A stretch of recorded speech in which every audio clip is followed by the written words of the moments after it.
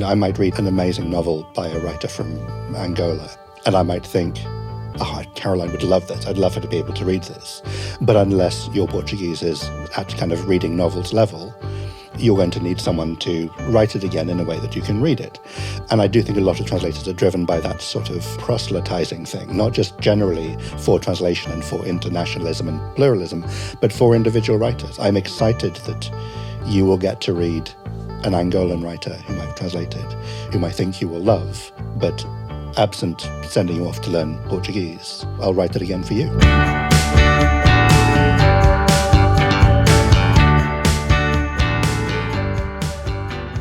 Hello, and welcome to Collected, the podcast about writing from the Royal Literary Fund, the RLF for short. I'm Caroline Sanderson, a non-fiction writer and books journalist. The aim of our Collected podcast is to bring notable writer guests into conversation with some of the wealth of recorded archive material that the RLF has built up over the past decade or so. And we aim in the process to present a more rounded picture of the writing life than often encountered elsewhere. In this episode of Collected, I'll be in conversation with Daniel Hahn. Daniel is a writer, editor and translator. One way or another, he states on his website, most of my work involves books. I write them, translate them and review them. Much of his work focuses on international writing and translation and on children's literature, and he also works with a range of organisations that in some way support literature, reading and free expression.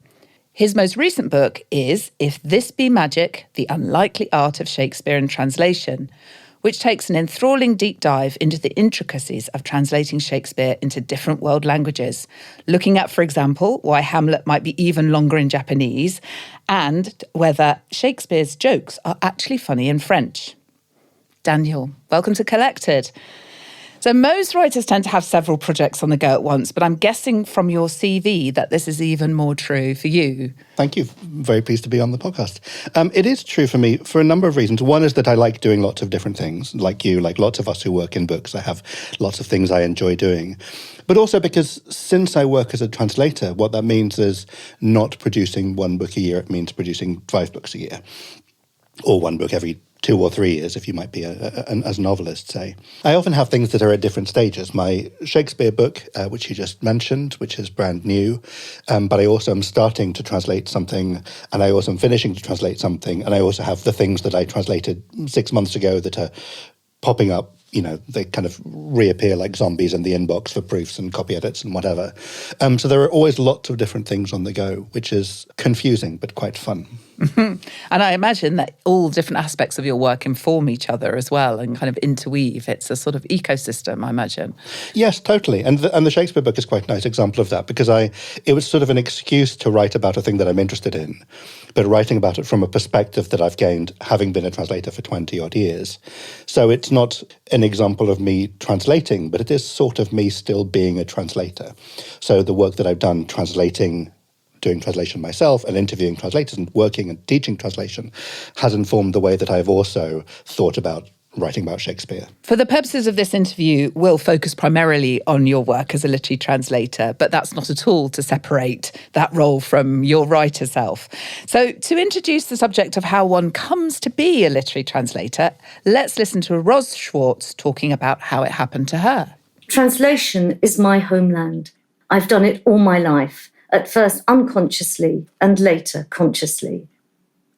My refugee grandparents, respectively from Hungary, Russia, Austria and Poland, spoke only Yiddish, their one shared language. My father and mother, first generation English-born and determined to assimilate, quickly shed their parents' language, but I absorbed its cadences and sounds. Avid readers and Europhiles, my parents instilled in me a love of the French language, literature, music, food and wine that became a lifelong passion. Unusually for 1950s England, the songs I heard in my cradle were those of Edith Piaf and Yves Montand. My parents taught me Au clair de la lune before I knew my ABC. When they wanted to have a private conversation, they'd speak in French, so I made it my business to decipher and master that language very quickly. Family holidays were spent in Italy, and we'd drive through France, Germany and Switzerland in our old Austin Standard 9. I lapped up the languages I heard around me, thrilling to the musicality of Italian and French and making linguistic connections. As a teenager, I had a Saturday job at a hair salon in London's Soho. The stylists, all from northern Italy, would sit complaining about their husbands in their dialect. My 16-year-old ears were constantly pricked. Many of the customers were prostitutes. They'd come into the salon in pairs and, while their hair was being shampooed, exchange news in a secret code that I could never quite fathom. In short, I spent my early years eavesdropping. I embarked on a French degree, but I wasn't cut out for academia, and the University of Kent and I parted company. I ran away to Paris, aided and abetted by my tutor David Bradby, who secured me my first job as an assistante in a Paris lycée. I spent 8 years in France, doing a variety of odd, and I mean odd, jobs. During that time, I immersed myself in every aspect of French life, from enrolling at the Radical University of Vincennes to picking grapes in Provence and working on a goat farm in the Ardèche, unaware that this was the ideal training for a literary translator. My Paris friends assiduously taught me the argot of Belleville and the poetry of Verlaine. Back in England in the early 80s, I discovered that I was unemployable. Speaking fluent French, as well as Italian and Spanish, picked up along the way, wasn't considered a valuable workplace skill. So I launched myself as a translator. Publisher Pete Ayrton, then of Pluto Press, gave me my first commission, and slowly I built up a portfolio. I've now translated over 100 books. Each one presents a fresh challenge, and I learn something new every day. I'm driven by the desire to share the work of writers I admire with an English-speaking readership. I love my work and plan to continue as long as I'm mentally and physically able to do so. I love the way Ros describes translation as her homeland, and also this sort of smorgasbord of influences, the argot of Belleville and the poetry of Verlaine. Was it in any way like that for you, Daniel? It was like that for me in the sense that the translation was sort of a byproduct of the things that went in. So I happened to grow up with parents who spoke different languages. My mother was from Brazil, my father is from Argentina. So I was surrounded by Portuguese and Spanish growing up, even though I only ever spoke English to my parents, in fact. But like Ros, I didn't think, now I'm going to be a literary translator and then kind of set out about it. I listened to the languages, I learned the languages, and I read a lot, and I loved reading. And then found, like Ros, myself more or less unemployable. The translation was actually a thing that I could do. I think it's quite different now, where there are a lot of opportunities for people who want to be translators to study. There are postgraduate courses, there are summer schools, including, in fact, one that Ros runs herself. There are mentoring programs and so on. But back when I started, and back when Ros started, certainly, there weren't that many, as it were, career paths that one could kind of plan to follow. And so, rather like Ros, I found myself doing it kind of by accident. And also, rather like Ros, I find myself, I was going to say doomed. That sounds bad. Let's go with doomed. Doomed to do it forever. Doomed in a good way. Blessed. Blessed with the prospect of doing this until I drop. It's interesting, though, because you talk about it being more of a career path now that one can follow, and mentoring schemes. And I know you've been involved in a lot of that sort of very encouraging type of infrastructure, if I can call it that. But there are worrying claims that, in view of the decline of language learning in secondary schools, that it's no longer possible for somebody to, kind of take up translation or learn a language to a high enough level in the UK without being in the situation that both you and Ros were in, of having languages spoken at home. I think that's true up to a point. I mean, I think there are lots of reasons it's very difficult to be a translator now, and probably more difficult than it was, at least to start now, compared to starting 20 years ago when I did, or when Ros did earlier. Language learning is certainly part of the problem, though we don't have a shortage in this country, certainly in the UK, we don't have a shortage of people who have other languages. We have a shortage of people who are monolingual or principally English-speaking, going to study other languages. But where we are sitting recording this in East London, 90% of people within a mile of where we are sitting will have 2 or 3 languages, a language they speak at home, a language they speak with their grandparents or whatever. And actually, I think one of the things that is changing is we're moving away from this idea that, as it was certainly when I started, translation is done principally by as it were, native English speakers who had learned a language. And as a result of that, we tended to have a bias towards the sorts of languages we learned. So we used to translate, not exclusively, but overwhelmingly French, German, Spanish languages that one could very easily do a GCSE or an A-level or a degree in.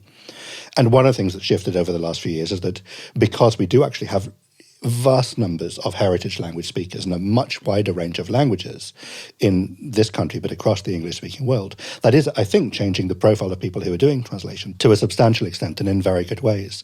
So we do have this problem of people not going to study languages, and what comes with that is the sense of people not valuing languages. But I think that's only one part of the picture. That's so fascinating. And I think, as I alluded to at the beginning, I know that you've done a lot of work in terms of promoting the sort of passage of literatures from other countries right across the world into English translation so that, people can enjoy much more diverse reading material than ever before. And I think that's something which is behind a lot of translators' motivation. It was something that Roz said in that clip. She said something like, I'm passionate about bringing the work of writers I admire to other readers. And I think a lot of translators are driven partly by that. I might read an amazing novel by a writer from Angola, and I might think, Caroline would love this. I'd love her to be able to read this. But unless your Portuguese is at kind of reading novels level, you're going to need someone to write it again in a way that you can read it.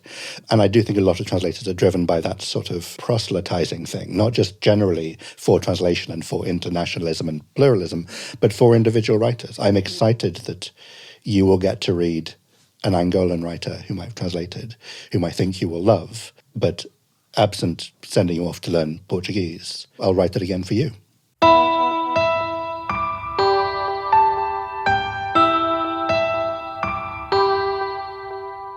Well, let's just expand on this theme a bit more, because it is, after all, the National Year of Reading.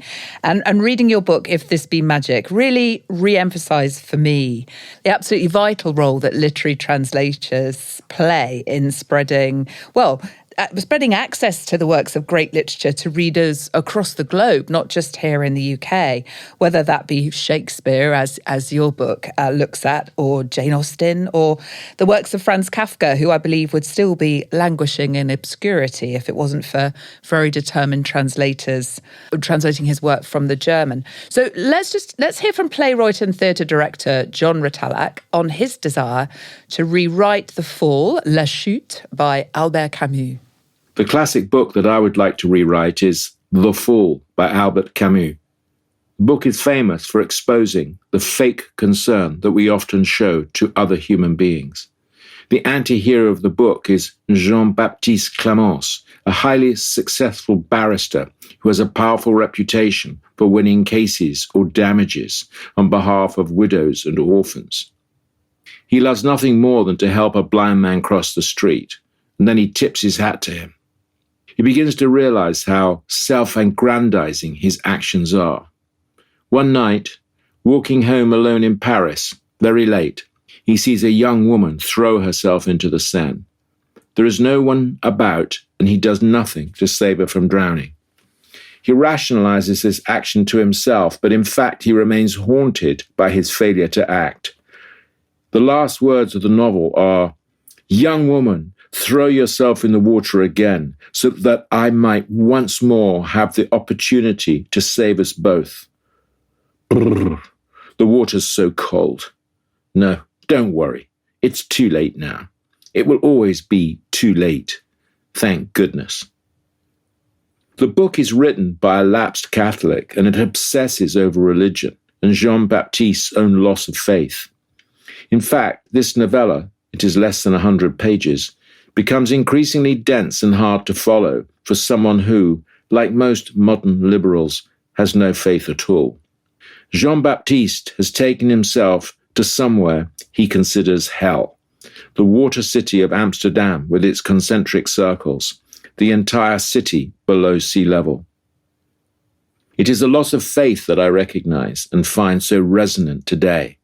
It is resonant because we no longer stress over how faithless we are. How would my post-Camus, post-Jean-Baptiste man of 2021, a theatre director, not a barrister, behave if he had left that stranger to drown? What does he go through as a result of that splash? Well, it interrupts his flow. He wants to ignore it, but he can't. He tries to reappraise himself, but he lacks the emotional vocabulary to analyze himself morally. He's not even lapsed. He can't talk to himself about his inaction. However hard he tries, he fails to move on because his life is a series of projects with positive outcomes. He can't see that he is fatally addicted to his own success. And every time he succeeds, he fails more.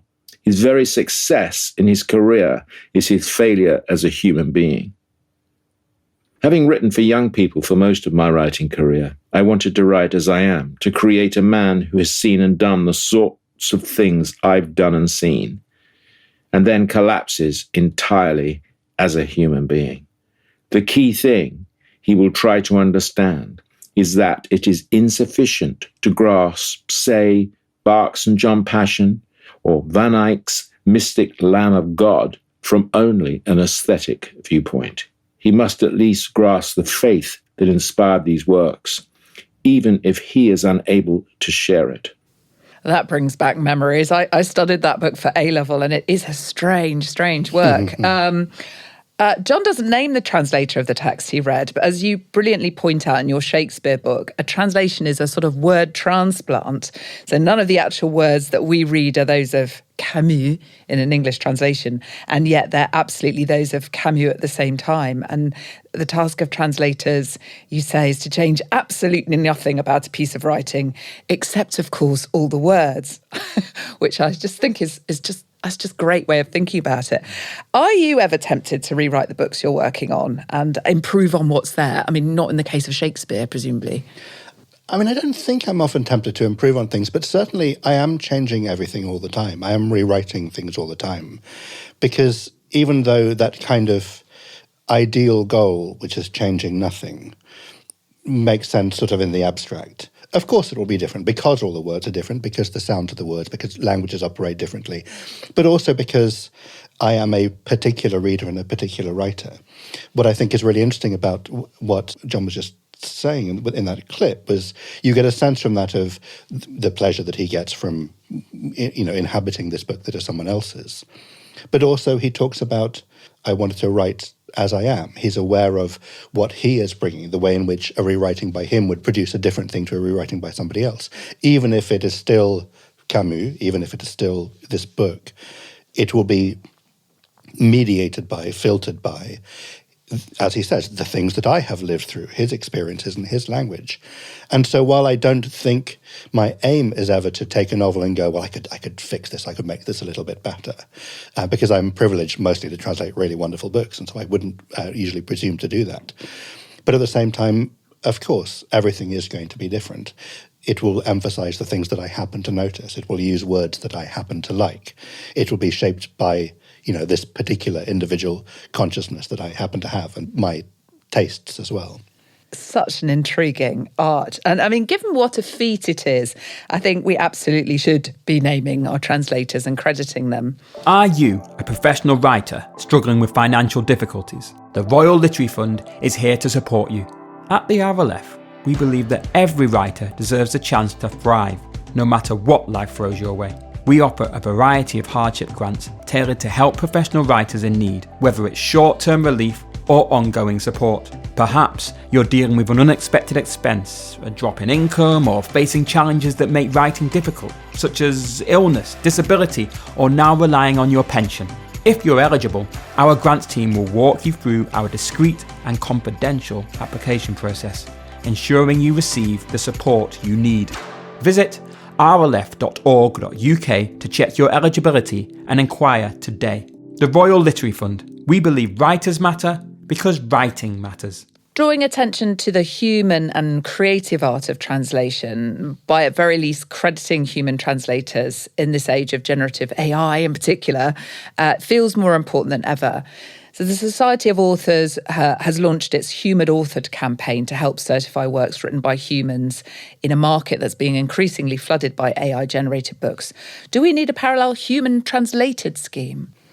The Society of Authors is planning that, and there will certainly be the opportunity for us as translators, as authors now, to put a tag on our books to say that we've done the work ourselves. The work has come through a person and not just through an AI tool of some kind. It's a slightly frustrating position to be in because I think none of us want the scheme to be needed for translators or writers or illustrators. What we would quite like is to assume that the human is the default, and we have to tag the things that are not. We have to fess up if we are using something that is not human, if the work is principally being done by an AI tool. Absent any willingness on the part of AI companies or indeed big retailers to do that, we're having to flip this and do it the other way around and assume that we actually need to say as much, make a point of telling you that this thing was done by a person who is interested in person things. But certainly, given that we're in a position where AI is beginning already to encroach on the sort of work that translators are doing, and this will get worse rather than better, we have to figure out a way of making it clear, not least to readers, to consumers, if we think about it like that the thing that they're buying is something that came through a human brain and human experience and human sensibility. Of course, most writers couldn't now do their job without technology. It's just a question of not letting it take over. Let's listen to novelist Mirza Waheed talking about ways in which technology has both hindered and helped his writing. It's the enemy. Let's say you conjured up a perfect scenario for the ending of the novel you've been working on. It's probably the kind of moment that's been eluding you for a while. Now, you hit upon a great idea, and you're dying to get to your notebook or laptop to put it all down. The tea is brewing. You're trying to recall the exact words you thought last night.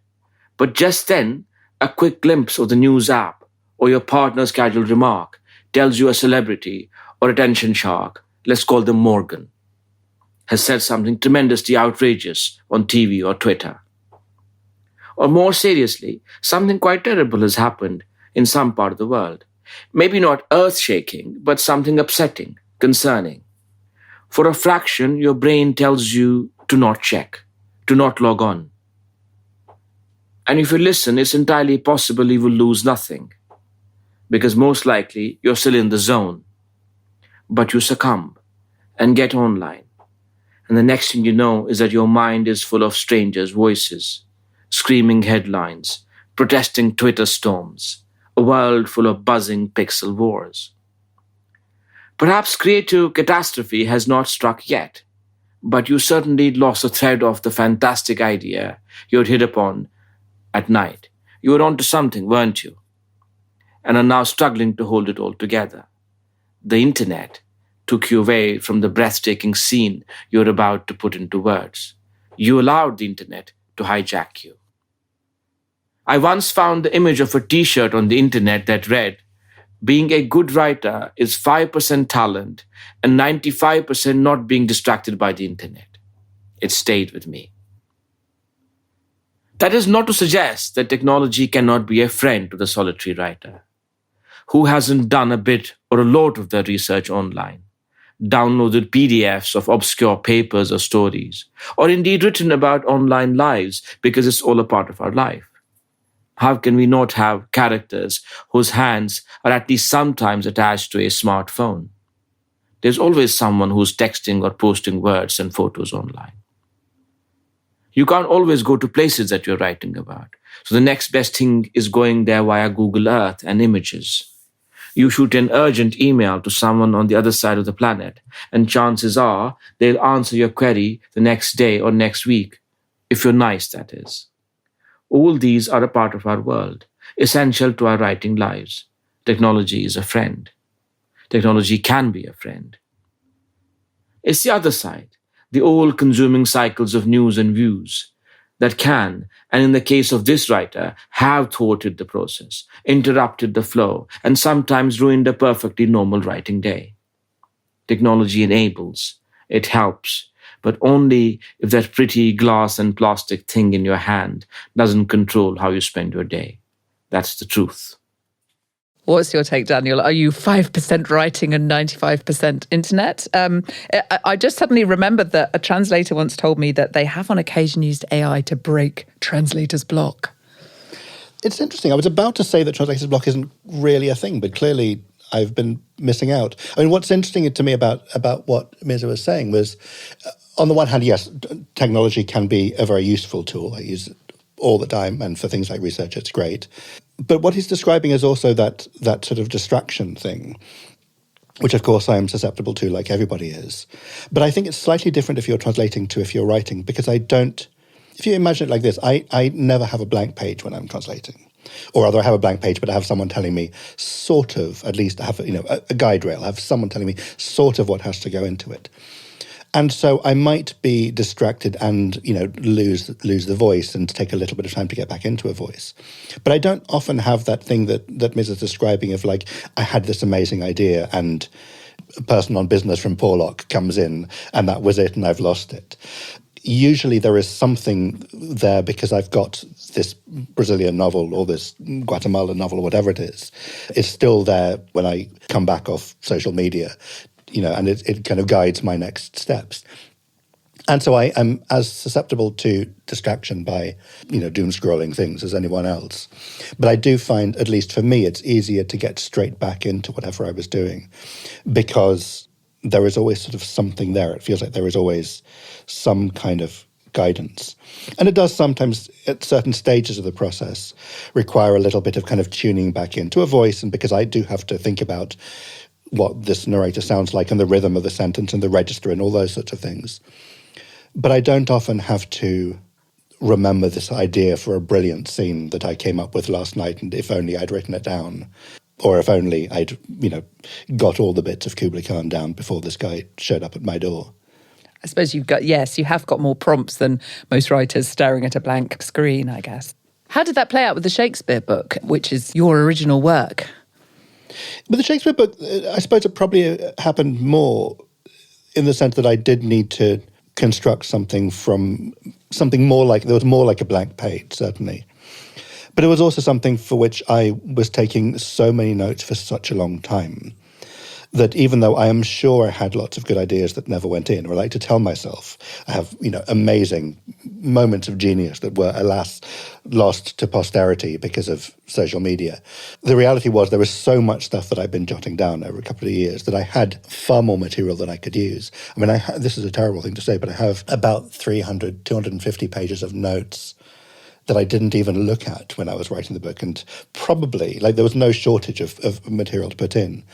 And so while there probably are things that flitted through my mind, and if I'd made a point of writing them down then, rather than checking some terrible thing that someone had written on Truth Social, then there are ways in which the book would have been better and neater and more original and more lots of good things. But actually there was so much stuff, Shakespeare is so huge and all of the languages of the world are so many that I was never going to run out of things to fill the book. The issue was always going to be cutting things away. So it's probably just as well I forgot all the good bits.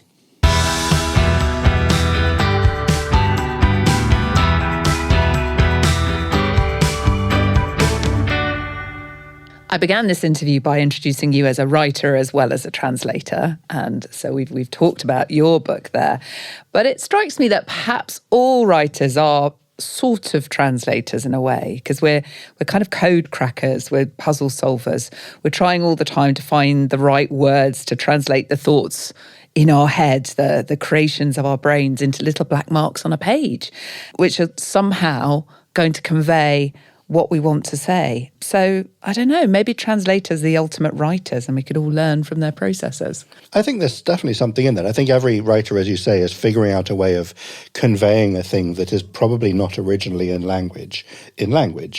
An idea you have, a scene you want to describe, a character you want to create, an argument you want to make. Those things will not be formulated in words, I think, for most people, in your head in the first instance. And so what you're doing is you're figuring out how to create something in English that was in your head in images or in ideas that might be quite abstract. Both of my parents were psychoanalysts, and what that means is that they spent a lot of time not actually analysing what people are thinking, but analysing the way people express what they are thinking. They don't have privileged access to the inside of people's brains. What they have is how people actually convey those things. What are the words they use, the words they choose to use to convey what they're thinking. And that's something that writers are doing all the time and readers are doing. I don't have any sense of what you're thinking separate from the way that you have expressed it. I can somehow get through what you've written to your thoughts, but it's done through the medium of language. And so I don't think there's a massive difference between the way we choose to express ourselves, whether we're a writer trying to find a way of conveying our thoughts or a translator trying to find a way of conveying someone else's thoughts one step downstream, if you like. Well, we all know the phrase lost in translation. Perhaps we need to talk more about what is found in translation. Right. And I think it's interesting that lost in translation is such a kind of, I think it's such a sort of curse for us. I think, if you ask people to complete the phrase, blank in translation, it's always lost. There's that sense that translation is always about loss, or at the very least about sort of damage limitation. Like, you're going to read War and Peace in English, and you just hope it isn't very much worse. It'll obviously be worse, it'll obviously be lost, it'll obviously be probably quite bad, and you just hope it won't be like too bad and there is still something that survives. Of course, a translator is always going to be, as I said, changing things, but that means that they are creating things as well as destroying things. They're producing things as well as losing things. This is a thing that comes up a little bit in the Shakespeare books. I talk about, how we think about acting, for example. I don't think anyone would say, well, I'm never going to see Hamlet because you can never have like a perfect performance of Hamlet. It'll always be a diminished version, and there is always something lost in performance. I'm never going to listen to anyone play the Goldberg variations. I'm just going to read the score, because there will always be something, as soon as it's mediated by someone who is interpreting and then re-expressing it, it'll be traduced in some way. It'll be diminished or corrupted in some way. And I don't think any sensible person would say that about the performance, the re-expression of music or theatre. And yet, weirdly, when we think about translation, there is that kind of assumption that if you give it to someone else to re-express for you, someone who's going to, interpret this thing and creatively express it in a way that it comes alive for you, somehow that can only be thought of in terms of what are the ways in which it is inadequate. There's a thing that I mentioned in the Shakespeare book about a friend of mine who is a proper Shakespeare scholar who said, isn't the whole point that you can't translate Shakespeare? Like, he's so good and so complicated, and like basically, of course, you can't do it. Surely that's the point.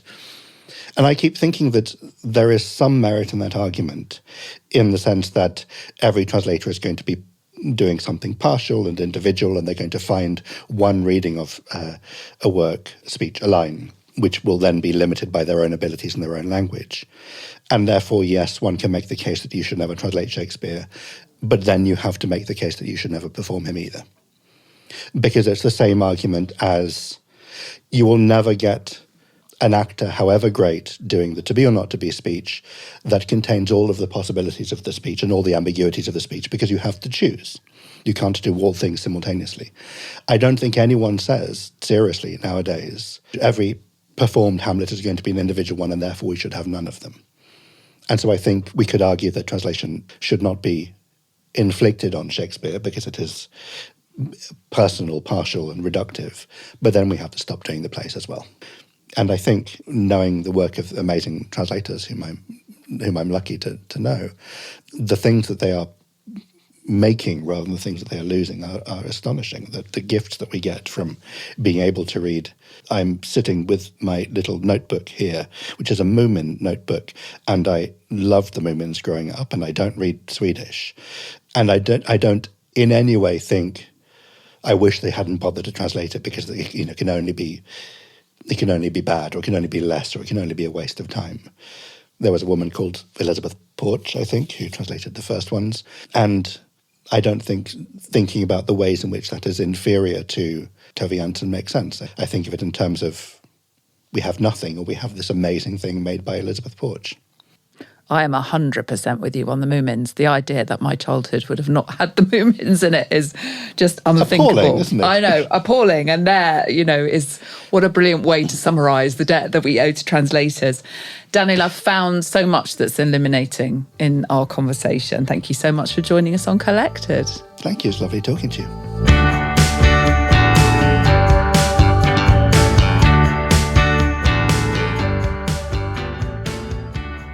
listening to Collected, the podcast about writing from the Royal Literary Fund. If you'd like to share any comments or questions, please use the hashtag RLFCollected on our social media channels. The music was composed by Andy Glenn. There was research by Nicola Baldwin and post-production by James Robertson. Our producer was Anne Morgan.